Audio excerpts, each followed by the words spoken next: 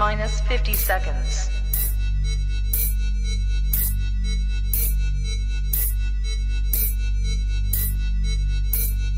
T-minus 40 seconds.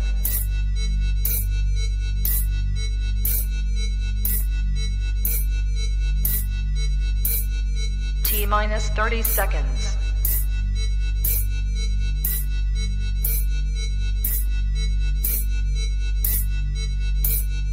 T-minus 20 seconds.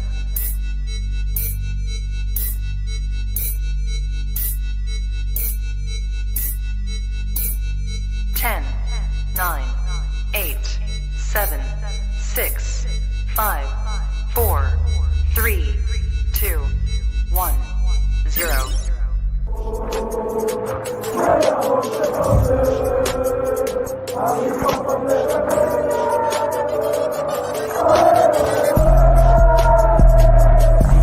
Shout out to Kop-Ish. Shout out to Kopish, guys. All the good work. The two legends, Emil Heskey, Howard Gill. Can't get much better than that guy. Yeah. You know what to do now. Like, comment, subscribe. I'm with legends, guys. Kop-Ish.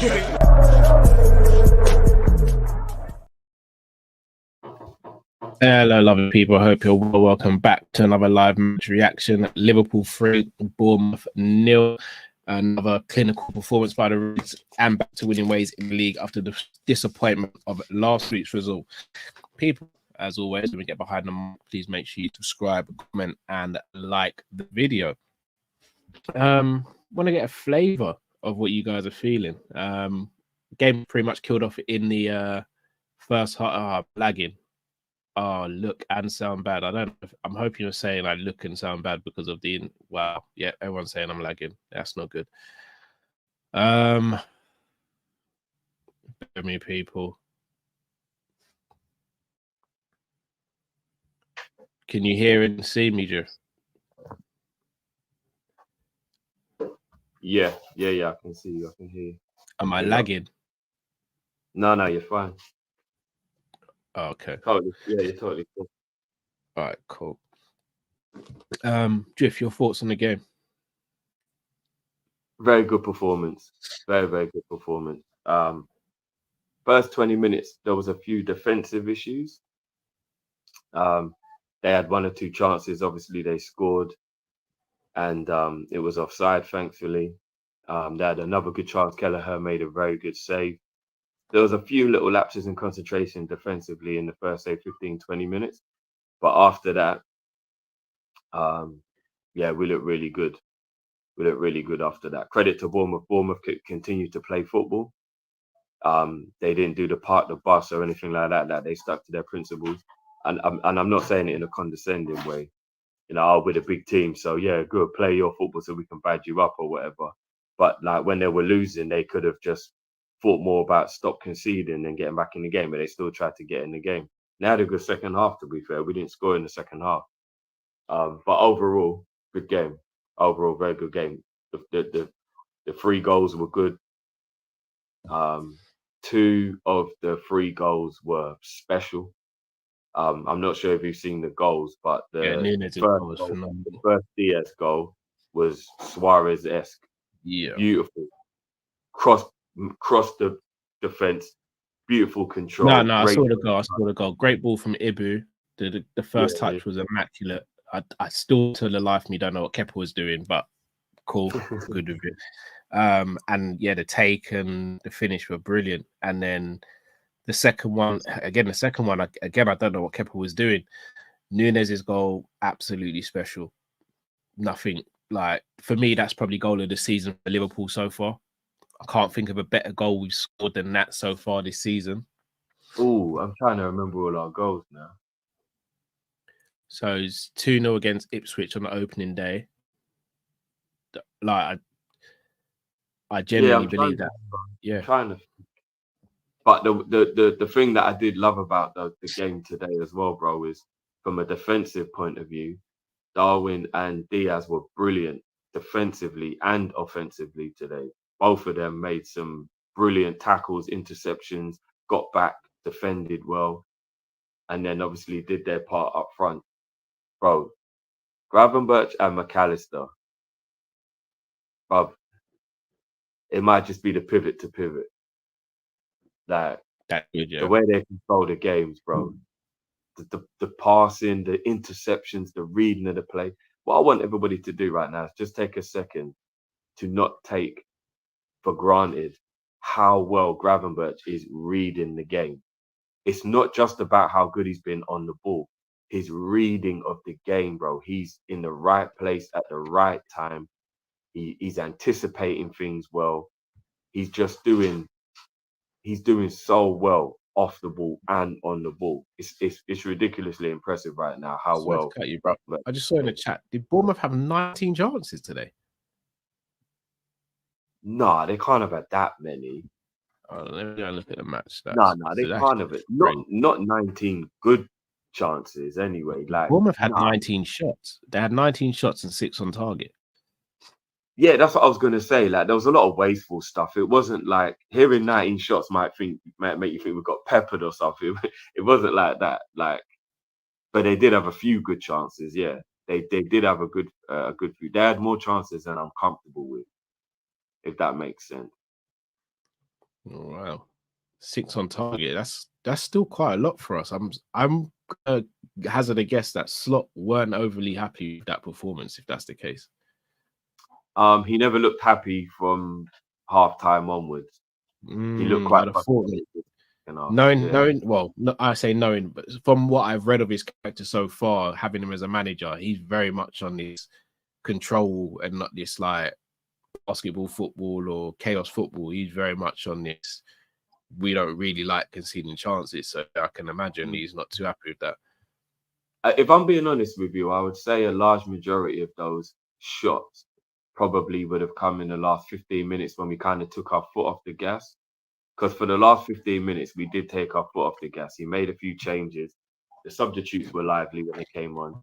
But overall, we got a little leggy, a little complacent, and we made a few little silly mistakes and was giving the ball away a bit in the last 15.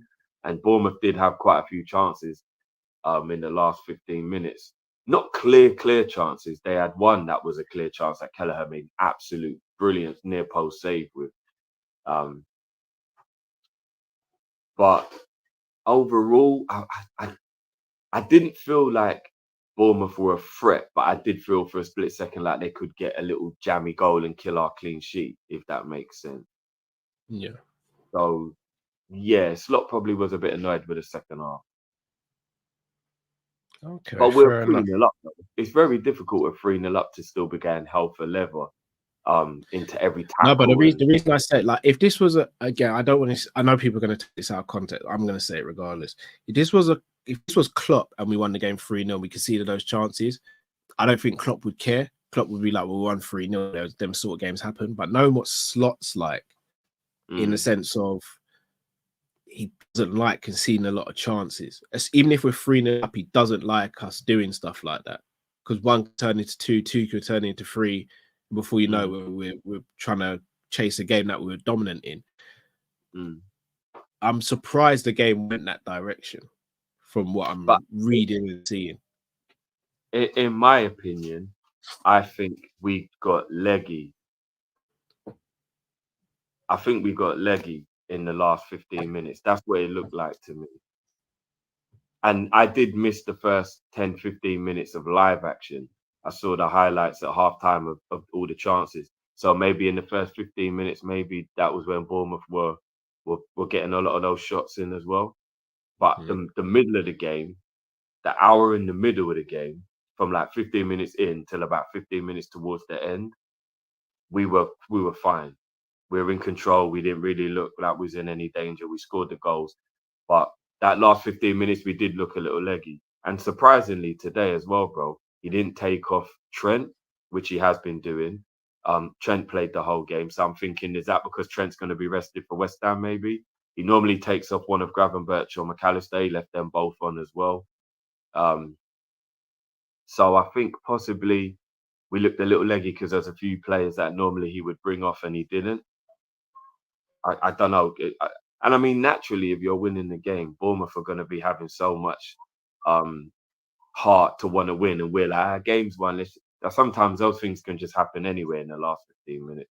It's not right, But if you're winning 3-0 with 15 minutes to go, you might naturally just take your foot off the gas a little bit. But I think it was legginess. We started giving the ball away a bit, making mistimed passes. Yeah.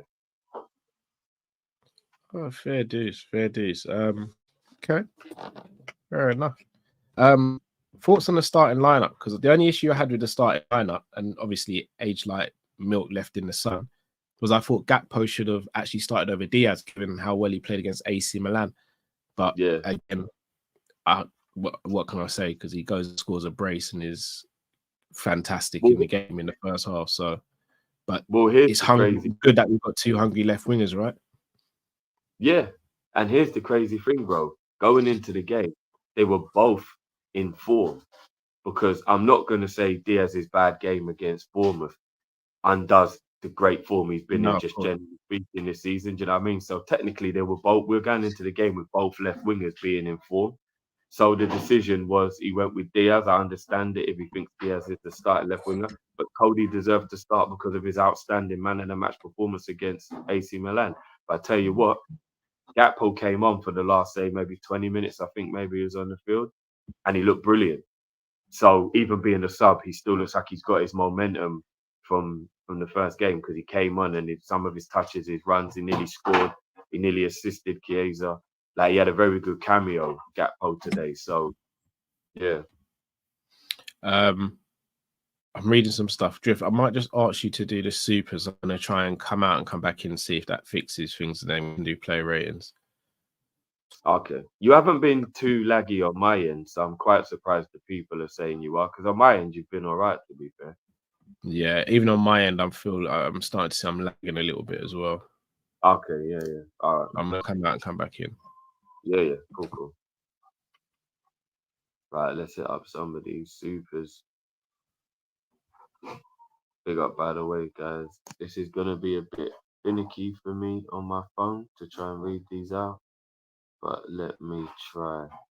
In fact, let me spin it while I'm doing it. It'll make it easy. I'm on my phone, guys. Apologies. Right. Big up, Erwin. Says us. With us saying Sobo having not been living up to his potential in the Liverpool shirt, can we say the same thing for many other Leipzig players not living up to their potential after leaving Leipzig? Right. Who would be? So obviously the injuries would have riddled what's his name? He went to Chelsea. Like, he had a injury ravaged first season at Chelsea. So I think it'll be a little bit unfair in Kunku to judge him, but it's still, I guess, he hasn't done well. Who else would there have been? High profile, I guess Werner. I know it was a long time ago now, but Werner goes into the category of not living up to how good he was before he left. What was the name, Cal, of the player again? His name slipped my mind. The midfielder that went to Man United on loan last season, and I was saying we should have tried to get him. Sabitzer. Yeah, that's it. Sabitzer. He's done okay since leaving Leipzig, but not as good as he was while he was there. Yeah, maybe there could be a few cases of. I mean, we got Ibu. Ibu's been balling out. Yeah, I don't know, bro. I don't know. But maybe Leipzig do play a very particular style that could be maybe difficult.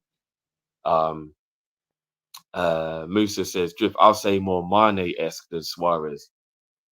I see where you're coming from, because Mane did score goals like that. But the goal, what do you think, Cal? I think the goal was just very Suarez-esque as his first goal. It felt very Suarez. The first touch just destroyed Kepa.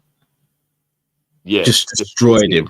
Took him out of the game immediately. Yeah, took everything, and then even a second touch just destroyed him even more. So it's just like I see elements of both. I see elements of Suarez and Mane in there.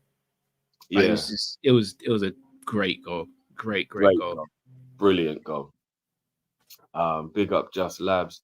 It says 3-0 plus M8 got a Liverpool. Mate got a Liverpool champions frame. Yeah, I keep thinking that's what M8 is. Oh, big up, man. Big up. Come on, man. Be happy for your brethren, bro. But no, big up. Because that says Nunes, my son, has to cook from now under slot. I mean, let's not put too much pressure on him. His first start, and he has done well. I hear you. Hopefully, he will continue.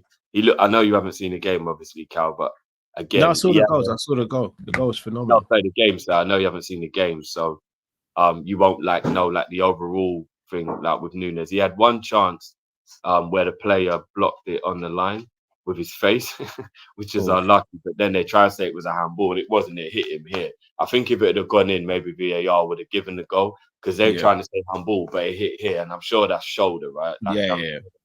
But the player just got back on the line and it just smashed in his face, and it went out for a corner. So, but other than that chance, which you could say possibly Nunes could have done better with, even though a block on the line is a block on the line. Overall, his play today was very good. His defensive play was very good today. Him and Diaz did a lot of defensive work today. It was, and I mean good defensive work, like making tackles on the edge of the box and that kind of thing. Like they were both very good in attack and defense today. So we had an all-round good game. Because it says, where are the Grav won't make it guys from last season? Look, if you was there for the watch along, you'd have heard me say, I just want to know what people are saying about my number 7. I was told my number 7 wasn't as good as Anthony Gordon, and that he wasn't good enough to play for Liverpool. That's what I was told about my number 7. So yeah, you were. I'm wondering that, but yeah, I'm wondering where the Grav haters were as well. Ty, what is with Salah losing the ball on the counters? Yeah, Kai was doing it again a bit today. You know, when he's just very predictable and just gets tackled very easily, like he runs into the player and just gets tackled. Yeah. He did that about 3 or 4 times today. It was quite frustrating. Mo didn't have a good game today. Obviously, I'm reading what's in the chat, and everyone today has just been saying Salah was terrible. I wouldn't go as far as to say terrible because I thought he had a good first half, but in the second half, he was bad in the second half. By his standards, anyway. Remember, we judge Mo on his own standards now, which is kind of unfair, but it's sometimes you can't help it, innit? And yeah, by his standards, he wasn't good today. First half, he was good, though. I wouldn't say he had a terrible game. I'll say he had a terrible second half. The red guy says, for those who aren't on TIFO, could we get the video? Yeah. There will be a reaction, guys, even if it's just goal reaction. So the TIFO stream will be up within the hour, guys. So yeah, hold tight for that. Big up Liam, 38-month, big legend Liam. Big up yourself. Big up Liam. Says, happy for Darwin. Hope he kicks on from this. Me too, bro. Me too. Jamrock says, our midfield was way too open most of the game. I'll probably say at the beginning and the end, Jamrock, more than most of. I think we're very, very good at controlling the game for the remaining, say, 25, 30 minutes of the first half. And then in the second half, I think for the first 15, 20 minutes of the second half, we were good. But yeah, in the beginning and the end of the game, I agree, we were a bit too open. And Plano says, no hating, still need to see Nunes finish the simple chances. Yeah, look, I hear you. There's always gonna be somebody trying to find a way to bring Nunes a little. The fact that he has to write peace drifted at the end says how much of a danger you are when it comes to defending Nunes. You see what it is, bro. I do get it. I do get that the easy chances, maybe he's got to concentrate more, and he can't just miss easy chances, because sometimes easier chances are the ones you get more regularly, and therefore you'll get more goals if you score the easy chances. So I understand, but I think calmness is what brings that with him. So when there's a lot of chaos, maybe he gets caught up in the whirlwind of it. When it's calm, he's kind of like that. So we'll see. But a very good first game of the season for Nunes, whichever way you look at it. All round, I'm actually upset for you, bro, that you didn't get to see. Like, I don't know. Maybe you will watch the game back when you get a chance. I caught maybe 20 minutes of it. I literally scored all 3 goals, and that was it. Yeah. So the period I was watching was when all 3 goals were scored, and then that was it. Just so you could have a better understanding of just how good Grav, Mac, Diaz, Nunes, Ibu, how well they were doing off the ball today, bro. Not just on the ball, they were doing so well off the ball. all the dope I lads. heard, They were. I heard They, Kelleher he had a thought good Robbo game as had a well. brilliant game on and off the ball as well. Robbo was brilliant today. I heard Um, Kelleher had a good game as well. yeah, Kelleher did have a good game. To be honest with you, bro, everybody probably played well today apart from Soboslai and Mo. Oh, Subbo having one of them games again. But he got hooked at about 50-something minutes for Jones. He weren't playing well today. I also happy he got hooked though because he needs some rest. But again, do you know what it was, bro? It wasn't his off the ball work. It wasn't any of that. He's never bad at that.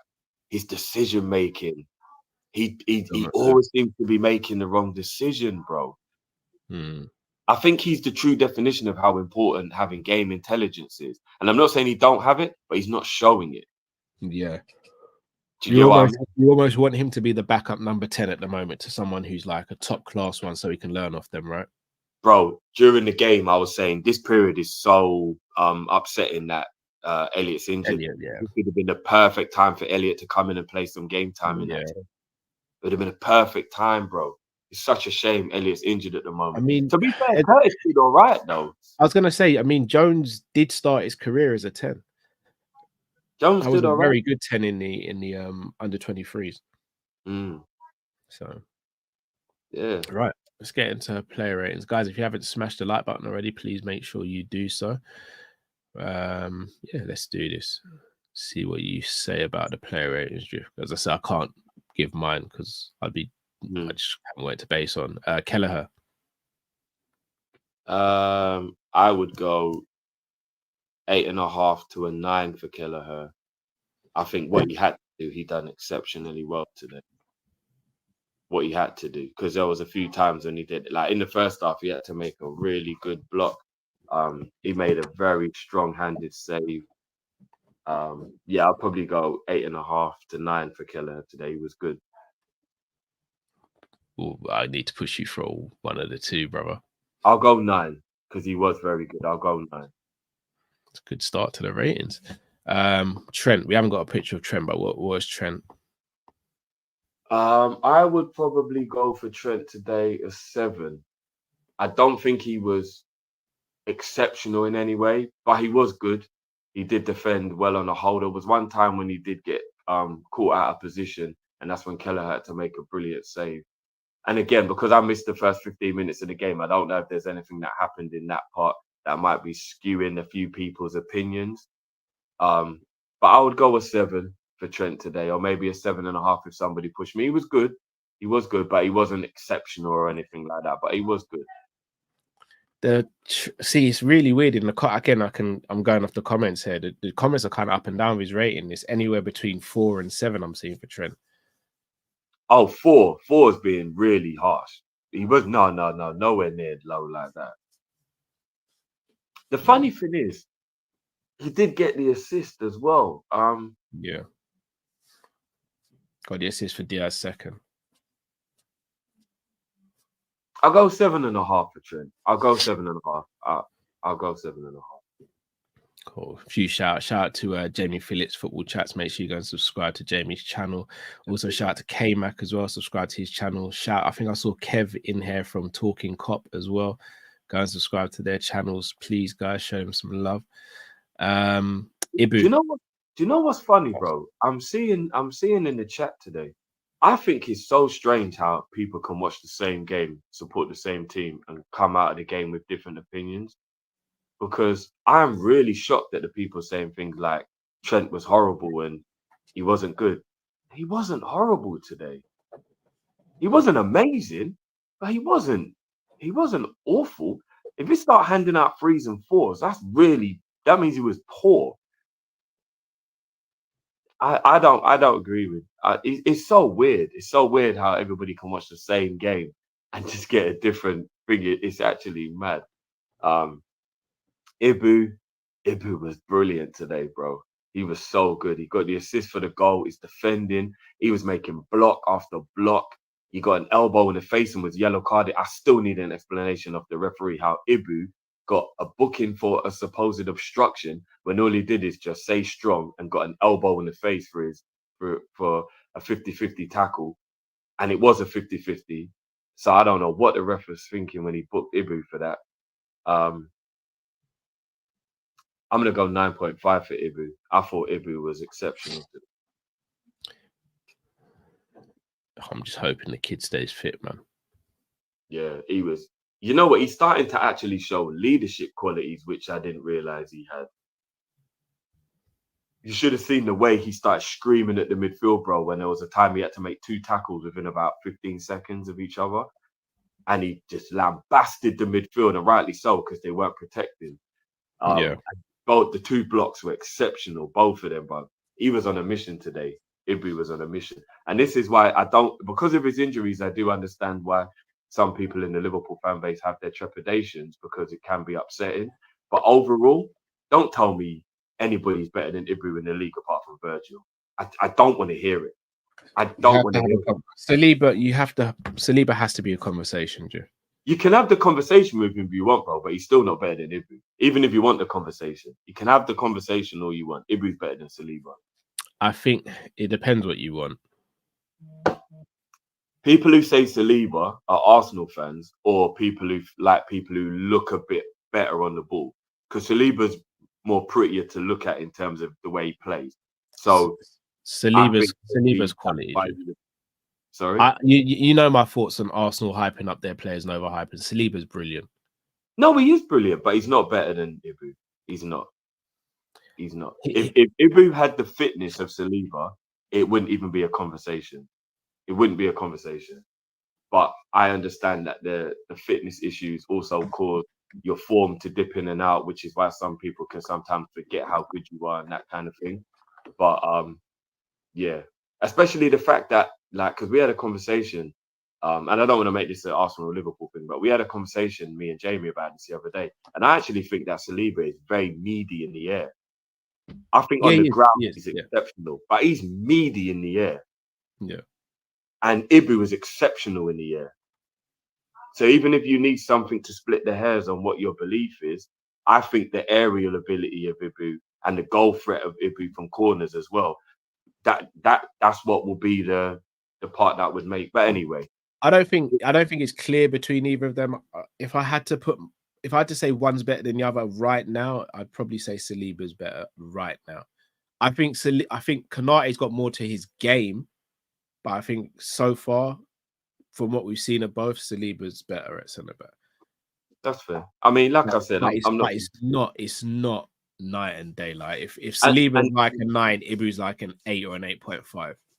And the other thing as well that I do want people to take into consideration when they're like thinking about these things as well, Arsenal are playing in a way that is very helpful to defenders, and Liverpool play in a way that is quite risky for defenders. So again, when we can only look at performances that we see, that's fair. But I also think you have to take into consideration what's happening and how they play. And if Saliba and Gabriel were asked to play the way Liverpool play under Klopp especially, I don't think they look great. I think it's because of how they've got 2 centre-backs next to them either side. They're a very tight unit. They're brilliantly well-drilled defensively. And they've got 2 midfielders in front of them that sit and protect very, very well. If you make Arsenal expand a bit in the way they play, would they be able to do what Ibu and Virgil could do? Maybe not. I don't know. Maybe not, but we don't sit there and say that sort of stuff about like a Nesta, Maldini, and all these players when they didn't play these sort of situations. So we have to keep the same. But it's difficult to do that, innit? Because there's a lot into it. But if we're just talking like recently, what we can see right now, I think Virgil and Ibu would easily play the way Arsenal play. In that, so that if Ibu and Virgil went into that Arsenal system, it'd be a piece of cake for them. Absolute piece of cake for them to go in and have that much protection around them and be able to perform well. But if Saliba and Gabriel came to Liverpool, I'm very skeptical that they would look good playing the way we have in the last 3-4 years under Klopp and now Slot, which is a little similar. So those are the things that make me think Saliba as well. I'd need to see Saliba playing with a higher line and having to make a lot of recovery tackling. You know what I mean? Before I could say he's better than Ibu, because I see Ibu do that all day long, all the time. So, yeah, yes. Virgil. I think Virgil was just below Ibu today, even though he was brilliant. I think Ibu probably just had the better game. So, did I go 9.5 for Ibu? Yeah, 9.5 for Ibu. So 9 so for I'll Virgil. go 9 for Virgil then. Robbo. 9 for Robbo as well. I thought Robbo was exceptional today. Big up Robbo. Looked a little leggy right at the end of the game, but so did quite a few of them. But for the most part, the lowest I'd go would be 8 for Robbo. I thought Robbo had a very, very good game. I think people mainly in agreement with you regarding Robbo. Robbo was very, very good today. 8 or a 9, somewhere between 8 and 9 for Robbo. He was very good today. Mac. I'm gonna go 9. I thought Mac was very, very good as well today. Some of his passing today was out of this world. Grav. 10. Jeez, another one. Bro, Gravenberch is just that guy. That good. Bro, he was exceptional again. And Let me ask you a question, Drew. I'm going to put you and everyone in the chat on the spot because I remember I made a comment. Giving him Alcantara today. I wouldn't go that far. That far. I'm going to call, not that I'm calling anyone else, calling anyone out, but I do want to ask a difficult question because I remember I posed this theory at the beginning of the season or maybe a game or two into the season and was lambasted for it. Let's say we did something mad and let's say it was Tchouaméni who came in. Say we went and got Tchouaméni because he fell out of love with Real Madrid and he wanted to come to Liverpool finally. Yeah. Who would you partner him with in the pivot? Grav or McAllister? In fact, don't even answer. Don't even answer. Shall I tell you why I don't even want an answer? The fact that you had to stroke your beard, look up to the sky, and take a deep breath says everything I need to know. About how well he's playing. No. About the fact that we have 2 top quality players who can play in the pivot. That's all I've ever wanted at Liverpool is to have a headache like what you just had, Drift. When you go, who starts today? Is it Mac or Grav? Who starts today? Is it Gakpo or Diaz? If I'm being completely honest,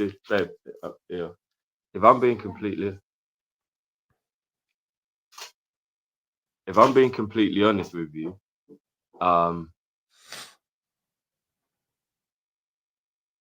should I say something wild here? If you want to. If Liverpool signed Tchouaméni tomorrow, maybe Tchouaméni would be holding bench. No, yeah, that's too wild.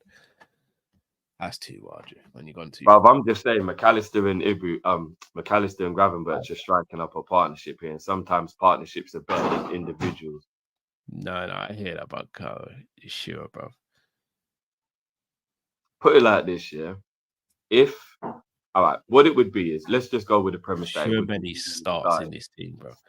Let's go with the premise that Tchouaméni starts. It would depend what you want from the player playing with him. So if you want a player who's going to be doing the defense splitting, line splitting passes, then you go with McAllister. If you want the player who's going to be picking up the ball, turning, running, and driving with it, then you play Gravenberch. So it would kind of depend who the opponent was, how you wanted to play the game. It would just be a beautiful headache. Do you know what I mean? But yeah, it would probably be more Szoboszlai would be dropped and Mac would move into the 10. That's probably more. And the crazy thing is, everybody who's saying it's wild to say Tchouaméni might hold bench, that's just because you want the shiny new toy. What is to say Tchouaméni would perform better than McAllister? For everybody who's like more like, oh yeah, just like drop McAllister. Do you know what McAllister does for us? Because if we sign a DM that's more defensive, and this is why maybe Zubimendi is more of the caliber that we want. If we sign Tchouaméni's not good at passing. So possession-based. Whoa, Drift. No, Tchouaméni is okay at passing, but he's not great at it. He's not great at it. I watch Real Madrid. He's just okay at passing, bruv. He can't do those on the half turn, round the corner passes and Like, he can't do all of that, bro. He can't, like, he's just a shiny new toy. So people are like, oh, sure many. Bro, I'll be honest with you. It would be horses for courses, Cal. Who we playing? What do we need for this game? We're playing Man City? Okay, I'm bringing in Schumann. I want more strength, more power. If we're playing against someone else, like, I don't know, like Man United, for example, Schumanni's holding bench. I want more creativity and more ball possession. Like, Schumanni ain't all worldly, you know. He's a very good player, but he's not some all worldly player that, like, automatically just benches. Like, I don't know. That's just me. Anyway. I feel you gone wild there, man. Nah, I think the Schumanni thing is a little bit overplayed in terms of, like, well, in the Klopp system, it wouldn't even be a conversation. Under Klopp, it's Schumanni all day, every day. The way we play under Slot, I don't necessarily think Schumanni starts. Like I said, I think it just depends who you're playing. I just do, and I agree with a few people in the chat saying McAllister is severely underrated in our fan base. He is, not by me. He's not. Whoa, not by me. No, I'm not saying you do, but within our fan base, I think he's severely underrated within our fan base. I'm not sure if people are appreciating just how good McAllister is. So I don't know. And just to squash all the things as well. No, I'm wearing shorts. I'm not wearing boxer shorts. I would never stand up on the stream in boxer shorts. Come on, guys. I trust you more than that. I'd have locked off your camera real quick. You know what I mean?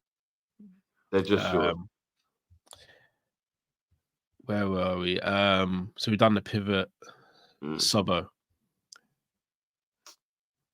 Oh, Lord have mercy. Just rip the band-aid off. Sobo is not at the party. I'm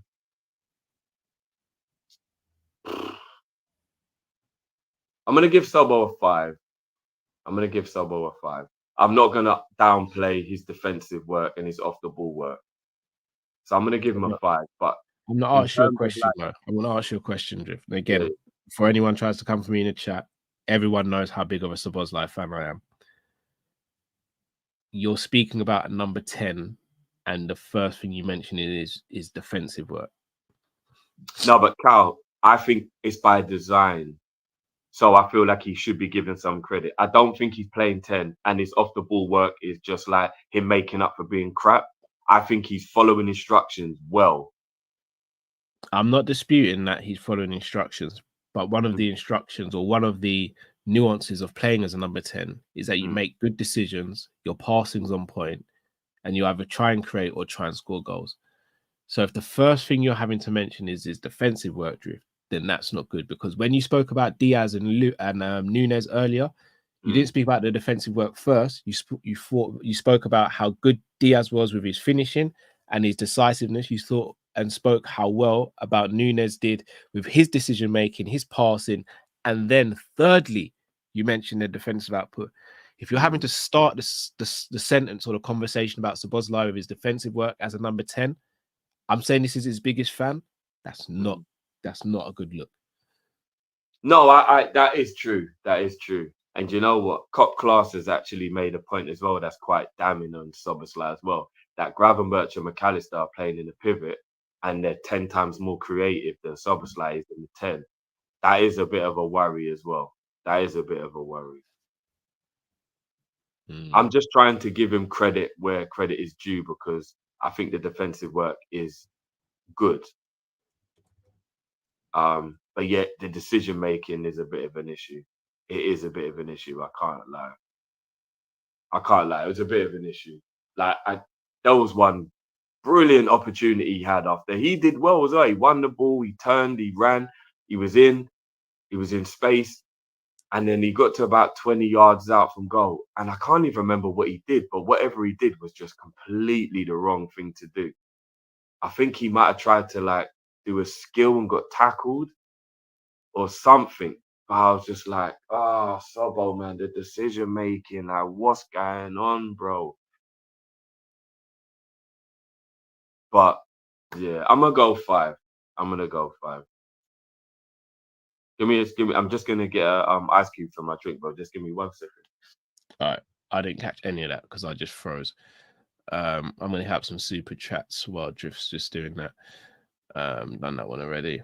Ash says, enjoyed our build-up play and counters. Great sus defend the box well, but I didn't like how we got played through and allowed 20 attempts. Good win. You'll never walk alone. I think that echoes what a lot of people have said in the chat so far today. John L says, big up guys, Drift being way too nice about some of the performances. I can't call him out on it, guys. I only saw about 20 minutes of the game, so I'm not just going to call him out just for the sake of it, because I'd be very disingenuous doing that. So yeah, I mean, when you read the stats and you see that we had 19 shots, they had 19 shots, and it seems like a 50-50 game. When you go a bit deeper into the stats, though, we had 13 on target to their 6, more possession. We had 582 passes to their 387. Pass accuracy wasn't that far apart, though, 88 to 85. We weren't caught offside once in the game. So, again, for people who come at Nunes, he says he lives offside and all that. Just saying he didn't get caught offside once in this game, and no one else did either. So, let's just keep that same energy. Salah. Oh, boy. Oh, boy. Do you remember the Nottingham Forest game? Worse. Second half was very reminiscent of the Nottingham Forest game. But I thought he was good in the first half. I thought Mo was good in the first half. I'm seeing some low ratings for Mo. Yeah, and that's with an assist as well. Sorry? That's with an assist as well. Oh. The funny thing is, though, Mo's assist wasn't really an assist. And I'm not trying to be bad-minded in any way to Mo by saying that. So nobody think that I'm trying to, like, discredit. But the brilliant backwards header from Nunes, and then the run for the 1-2 with Mo, and then the fact that he had to beat a player with skill and then finish from that difficult angle, I think it's very disingenuous to, like, big up Salah for that, because I think that was pretty much all Nunes. Obviously, Salah got to pass the ball to him, but it was a very easy pass to make. And then Nunes ran with the ball and did the rest. So whoa. I don't think that assist can, like, have a bearing on my rating, is what I'm saying. All right, I'm going to call you out a little bit, Drift, because that's not fair of you doing that. Because when I used to say, like, you got to look at the quality of the assist and stuff, you'd just say an assist is an assist. So we've got to keep the same energy there. Yeah, an assist is an assist. But I've never, ever said that a pass to a player and then the player's got to do all the hard work afterwards is a good assist or a brilliant assist. It's just technicality. It's an assist. You've seen Nunes' goal, right? Yeah. No, I'm not saying no. I hear what you're saying. But, all right, for example, last season when we had the back and forths about Nunes and Diaz, and you'd be like, but they've got set amount of GA, and I'd turn around and say, but Drift, sometimes you got to look a bit deeper. You just be like, but it's just GA. We can't then. No. I would say look at the quality of the assists, and a lot of the assists were very good. Like Nunes had some very good assists last season. They weren't like little 2-yard passes, and then the other guy. Some of his assists were very good passes. Defense splitting passes, some of them. So I think, yeah, like it depends which way you go. And again, I'm not discrediting the assist. What I'm saying is I don't think the assist was good enough to have a bearing on my rating. Okay, that's fair. Do you get what I mean? Like, I'm not discrediting the fact he got an assist, but I'm saying based on his performance being poor, that assist can't bump it up for me because it wasn't a great assist. It was but technically, though, we do always bump up player ratings for a goal or an assist. Technically, we do. All right. So if I'm going to do that, then the most I can give Mo is a 4.5 for him getting the half mark for the assist because he wasn't good. And that's where it becomes awkward because we don't have a 4.5. Give him a 5 then because he had a good first half. No, don't remember. I can't go back and forth with you on the ratings here, Drift. If you feel like it's a 4, bruv, say it's a 4. Like, even if I can go back and forth with you, still your rating, bro. I think And I'm I not feel being like- funny. You're being a lot nicer than what I'm seeing in the comments. So I don't think you're doing a mad one here. Because of his first half, I'll stick with 5 because I do think he was good in the first half. Fair dues. Yeah, I think he was good in the first half. I think that's the difference between him and Soboslai. I think Soboslai just had a bad game both halves, whereas I think Mo was good in the first half and then he was poor in the second half. All right, so I've got to push you again here now. So if you said Sobo was bad in both halves, but got a 5. Sally, you said was good in the first half, but was poor in the second. Because Soboslai was good in both halves at defending. It was his attacking that was poor in first half. You get what I mean? When I'm saying Sobo was poor, as you rightly stated, from a 10, you should be thinking attack first, innit? And in attack, Soboslai was poor. But defensively, Soboslai was good in both halves till he was taken off. So I think that's why, even though it might sound weird, I think that's how it makes it even. If I'm going to be real, based on what you are saying, Mm. I'd have given Sobo a 4 because, like, if let's say Nunes had a game where he missed 3 chances, but his defending was good, I'm still giving him a 4. Yeah, but a striker and a 10 are a little bit differently judged for goals, right? Not that different. I'm talking because it's goals, not about goals or assists. It's about the job drift. It's about the job. So it's like, okay, I'll switch it. Let's say Virg got dribble past 3 times and Bournemouth hit the post 3 times because they dribbled past Virg, but Virgil scored or an assist or got an assist when that's not technically his job. That's a bonus. I'm still giving Virgil a 4 because I base the ratings on what the players' jobs are. Yeah, do you know what? This might be why the job is to be a 10, not to be a. You know what? Yeah, I know this. I know this. This might be a little bit wild, because it would probably take a little bit longer, and maybe it wouldn't actually. Hassan, if you're watching, brother, I'll talk to you offline, obviously, in private. But we may need a player rating where we all have individual ratings, so that we don't keep having to like argue with each other about what we think. You know, like maybe it would be easier. I was thinking of doing that. Yeah, we have our individuals and then bring it. Yeah, we all have our own table, individual one, and then see how differently we think, and then we don't have to always like argue about what it is. But I wouldn't go lower than a 5 for Soboslai today, and I'd probably go 5 with Mo to be fair, and the fact he had a good first half. I'll just go 5 for both. Fairs. Darwin. Nunes gets a 9 from me today. Is that including the goal? Yeah, including the goal. Exceptional all-round good play today. Exceptional all-round good play today. Brilliant in both boxes, defensively and offensively. I'll go 9 for Nunes today. Okay. Lucho, Diaz. Oh.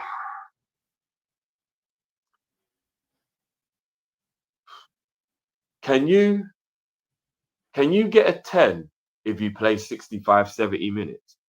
Of course you can. Yeah, we judge it based on the minutes played. Judge it based on their performance. Yeah, Lucho's a 10. Because he did look a little tired for about 5-10 minutes and then got taken off. But he worked his fucking socks off, bro. Especially in that first half. He was everywhere in that first half. Yeah, I'll go 10. I'll go 10. He literally was only taken off because he was tired. You're right. So I didn't know. Someone just said in the chat it was just based on fatigue, not because of performance where he got taken off. Yeah, he just looked knackered. A couple of people were saying he looked tired at half time, even because he did kind of, when you look down because you're breathing heavy. Yeah. He even kind of did look tired at half time. To be fair, he had such a good first half. And those 2 goals, look. The nutmeg, I think people are going to downplay the intelligence to put the ball through the keeper's legs. People will probably say jammy, but when I watched the replay back, he knew what he was doing when he put it through his legs because it was kind of the only angle he had. It's just because Kepa's really dead in goal, so that's why I get played back. I wasn't even saying that as a like he is though, isn't it? Like if we're going to be truthful about it, Kepa's a dead goalkeeper, isn't it? Yeah. I just want to read out this comment because I have to take this on board because I actually agree with this. He said it's Black Prince said no, Cal. We must give consideration to the aspects of players' games because at times the player makes up for those who are poor at their responsibilities. You see that comment right there? I can't even argue with. That's facts. I don't know if that applies to Szoboszlai of this game because I didn't watch the game or I only watched 20 minutes of it. But that comment right there is spot on. I can't rebuke that or refute it. Like that's a brilliant comment in my opinion. So yeah, I would take that on board in my ratings going forward as well. The substitutions, Gakpo. I give Gakpo a 7 for his appearance. I thought he did well when he came on. Gakpo 7. Unlucky not to start, but again, Diaz justified his start, so no complaints there from me. Yeah. Chiesa. I'd go 6.5 for Chiesa. I thought he did well when he came on. He nearly scored. Nearly scored twice. Even though one of the chances was like one of those, if it had gone in, I would have flipped the table. He hit like Gakpo did a beautiful little flick round the corner for him, like with like a headed flick over. You know, the ball's bouncing, Chiesa just walked onto it and hit it. And you know those ones, if they fly in the top bins, bro, it's the best thing you've ever seen. Forced Kepa into a save, so he hit the target. And then he dragged one just a little wide that he hit the post. Still a very good effort. It might have been considered an offside. I'm not sure if it had gone in because you couldn't tell properly, but hit the post as well with a left-footed good strike. Yeah, I'll go 6.5 for Chiesa. He got involved in the game well. You know, do you know what? He played up front, you know. Did he? I reckon that's probably because we wanted to give Jota a rest. I don't see him that. Nah, bro, it's because Mo just doesn't seem to be subbable. Oh, Mo played the full game, yeah? Wide, Mo went down the middle. Oh, bloody hell. He must have it in his contract then. Maybe I've got to apologize. Watching about, I said there's something in Salah's contract that says he can't be subbed. Yeah, maybe I've got to apologize to Klopp. You can tell that Chiesa still needs a little way to be fully match fit, but yeah, he did well. He did well with the little cameo, home debut.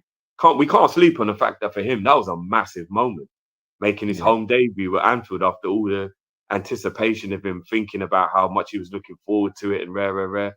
So there was definitely a little bit of anxiety probably going on. I thought he did well to come into a game and play like that for 20 minutes or so. I thought he did well. All right. And Jones. I'll probably go 6.5 for Jones as well. I thought Jones did all right. He did. He kept the hold of the ball better than Szoboszlai was, and he just knitted things together. Nothing special, nothing great, but did what he needed to do. All right, I'll go 6.5 for Jones. It was a decent cameo from Jones. And then finally on a slot. Well, a couple of people are saying Jones was an 8. He was good. I don't know if I'd go as high as saying an 8, but fair play to the people who thought that. He did play well. For me, I'm gonna give Slot a 9. I'm gonna give Slot a 9. Nothing he did today was wrong. And we got do you know what? I'm gonna give him a 10. I'm gonna give Slot a 10. He won 3-0 at home. Can I push back and say, could you not argue that he could have made a couple more subs, as considering we were 3-0 up at half time? And you said like Salah stayed on when he shouldn't have. The funny thing is, bro, the only midfielder on the bench was Jones, and I've got a feeling that the players he gave a bit more game time to today is because they're not going to play any part of Wednesday. So he's thinking there's no problem you finishing the game because you're effectively going to get a week off. Okay. I definitely think Trent and Mo probably fall into that. Maybe Ibu as well falls into that. McAllister and Gravenberch, he does normally bring one of not. And because there's no injuries with Morton or Endo, I'm very surprised that they weren't on the bench. And I think Endo is so unwanted. I'm confused why we didn't just take that 12 mil from West Ham.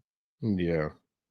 Like, he's so unwanted, Cal. Well, I think we didn't take it because we didn't get anyone in, or we didn't find anyone who could have come in. So we didn't want to leave ourselves short. But bro, look, he weren't even on the bench. Endo wasn't on the bench.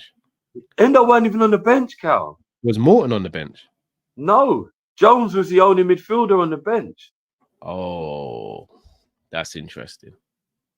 And I was talking with Matt about it, and I was saying, okay, Morton was of the under-21s. Gossip was saying that's why he went on there. He played football today.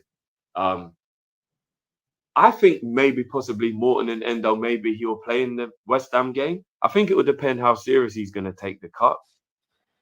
He might play Endo and Morton in the pivot, which would be a mad thing still, I'm not going to lie. In terms of they haven't played any football this season in the first team.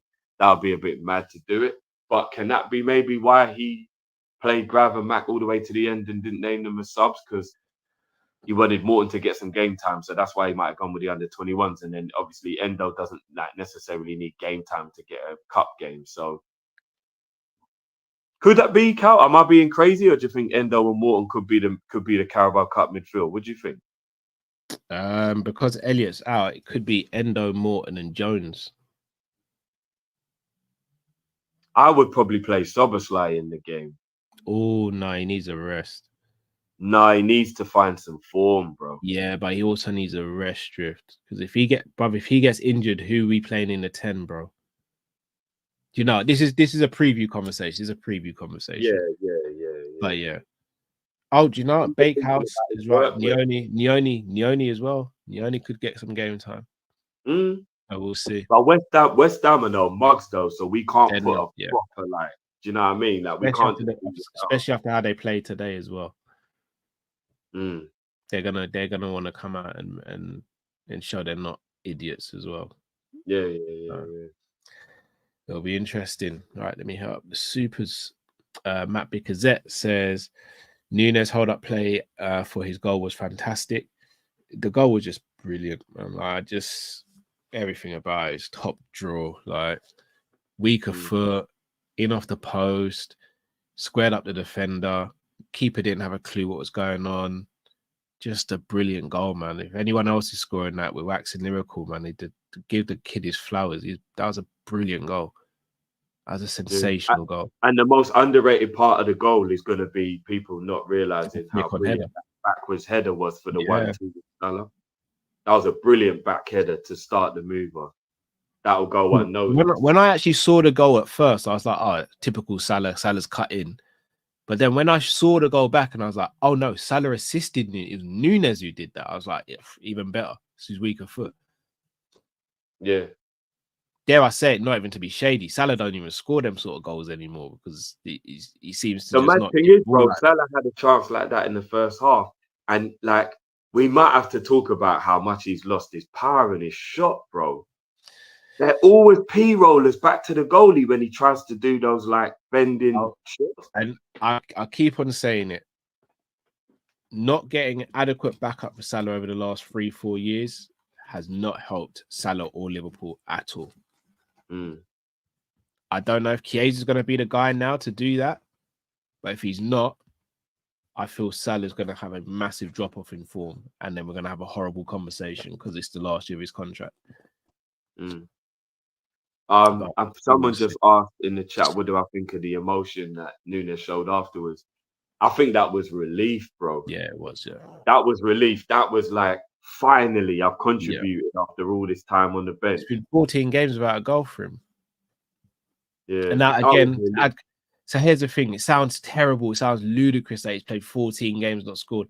He hasn't played 90 minutes. And I think that's where. Remember, towards the end of the season, he was barely getting any game time. Yeah, so that's when I hear stats like that, when you're like, what? How's man played 14 and not scored? Like, again, context has to go into it because some of those games he's only come on and played a couple of minutes. So, yeah. But I'm happy for him today. Happy for Lucho to continue the form that he's got. Just happy all round, man. Liverpool. Bro, if I'm not mistaken, that's 7 goal contributions in 6 games for Lucho. So he scored 5 goals, if I'm not mistaken, so far this season. He scored a brace against United, 1 against Ipswich, and then a brace today. And if I'm not mistaken, he's got 2 assists. Yeah. 7 goal contributions in 6 games. Brilliant. I'm just leaving it there. It's like a rhetorical. Yeah. And the people who didn't want to hear it, it's for them to figure out what they want to do with it, you know? Brian says within a short period, it will be clear that Grav is a combination of Seedorf and Rijkaard. you may mark my prediction. That is high. Do you know what? I'm not sure. I'm not sure if Brian was watching the watch along with us, but Matt said, Hullet reincarnated, and then I said, if we're gonna do that, wouldn't he be more Rijkaard than Hullet? If you're gonna liken his playing style to one of the, can we just relax a little bit with Rijkaard, Hullet, and Seedorf though, because they're some of the we know we can because they're like all-time 11 worldies. I get it. They're the legends amongst legends. Like, you know, when you go to a legends dinner, yeah, they've got their table. They got their table in the front that says "Legends of Legends." Like, no, but remember, we're just talking about playing styles. We're not talking about he's actually as good as them. We're talking about playing styles. We're just talking about playing styles. That's all. We're just talking about playing. I do want us to chill when we start comparing players to like Rijkaard and Hullet and Seedorf. No, but the comparison on ability is not what's being done. It's the playing style. It's the playing style. I don't think he plays anywhere like Seedorf at all. No, not Seedorf. Rijkaard, I think. But I'm a bit too young to really remember Rijkaard properly, so I can only go back on highlights. I can't comment on that like that. Mm-hmm. So, but yes, look, another 3-0 win, another 3 points. Can't complain, man. 3 goals, 6 goals in 2 games. It's good, man. Yeah. It's good. Had a little slip up at Forest. It was important to bounce back, show that Anfield can be a fortress again. So it's good, man. Mm-hmm. It's good. By the way, the Pogba comparison I understand as well. Yeah, so do I. I understand that one. They do have a very similar playing style, Pogba and Gravenberch. Yeah, and stature and everything as well. Like, you can see it, so that makes sense. But yeah, I just don't want people sleeping on how intelligent his off the ball work is. Yeah, Gravenberch's off the ball work is exemplary. He's just winning the ball back. He's making. Do you remember the other day, Cal, when you said you thought they messed up and you saw the replay and it was Gravenberch making that brilliant tackle? And it's like, we didn't even notice in the game. He's even doing things that we need replays to even realize how good it is what he's doing. It's like, yeah, man, don't make it continue. Don't make it continue. I don't want to put pressure on the kid. He is still young. Obviously, anything can happen. He could get fatigued and tired out and all that. But as of right now, from what we've seen, Gravenberch has been our best player this season. Yeah, shout out to Ty, shout out to Pimpin' Distress as well. I'm seeing Vieira comparisons as well. Again, maybe a little premature, but I'm starting to see those comparisons as well. I think Vieira was more powerful than Gravenberch, which is where I don't see the similarities in that regard. That's fair. But, fair's fair. Yeah. Indeed. But Drift, before we take the people out, what have you got anything coming up? Or there's a slight possibility something might be getting in the way, which I really hope it doesn't. But I will be doing the resident La Liga stuff today on Tifo, guys. Matt isn't able to do the Real Madrid game today, so I will be doing the Real Madrid game at 8 o'clock on Tifo Gifted TV. So please come and join me for that one. Madrid playing, bro? They're playing Espanyol. Okay. So it should be a tasty one. So, guys, you know where to go for that. Drifty TV on not Tifo, on Big Up. Yes. The rebrand people. So, make sure you tune in for that. Tomorrow, you doing anything tomorrow? Yes. The big one. You're doing Man City versus Arsenal, Drifty TV, Big Up /Tifo. Join me, guys. That one. I don't know if it's going to be a good game to watch because Arsenal do stink the joint out in terms of entertainment, but it should be a massive game in terms of. Here's what's crazy, bro. I'm going 1-0 Arsenal, by the way. Oh, me too. Right, that's mad. Yeah, I think they're going to do exactly what they did to Tottenham. I think they're literally going to do the exact same thing. They're going to defend well. They're going to score a goal from a set piece, and they're going to win the game 1-0. Yeah, I reckon they'll get a jammy goal. That game right now, that game has massive implications in terms of just confidence, I think, right now. Arsenal win that game, they're favourites. If Arsenal win that game, they're favourites. Arsenal will have been away to Tottenham, Villa, City in the first 6 games and won all 3. That'd be crazy. That would be crazy, bro. They are favourites if they win If against. they do that, you have to put some respect on their name. As much as I hate the club, Mm-hmm. you have to put some respect on their name if they do that. Yeah. If they lose, of course they're still in the title race if they lose, but that's more ground lost on City. So if I'm not mistaken, they'll be 5 points behind City if they lose. That's a lot to ask to catch up at this early stage of the season already. At any stage. Yeah, for real. 5 points behind City at any stage is massive. Yeah. And the draw just keeps things as it is. So it's nowhere near a title decider, but I think it's very important for the confidence and the mood around the Premier League of who will be the favourites, who could win, etc., etc. So that's a massive game. Massive game tomorrow. So yeah, be there, guys. Hopefully I can have a full quota of you guys. Drifted TV tomorrow, tifo/big up. And yeah, we keep it popping.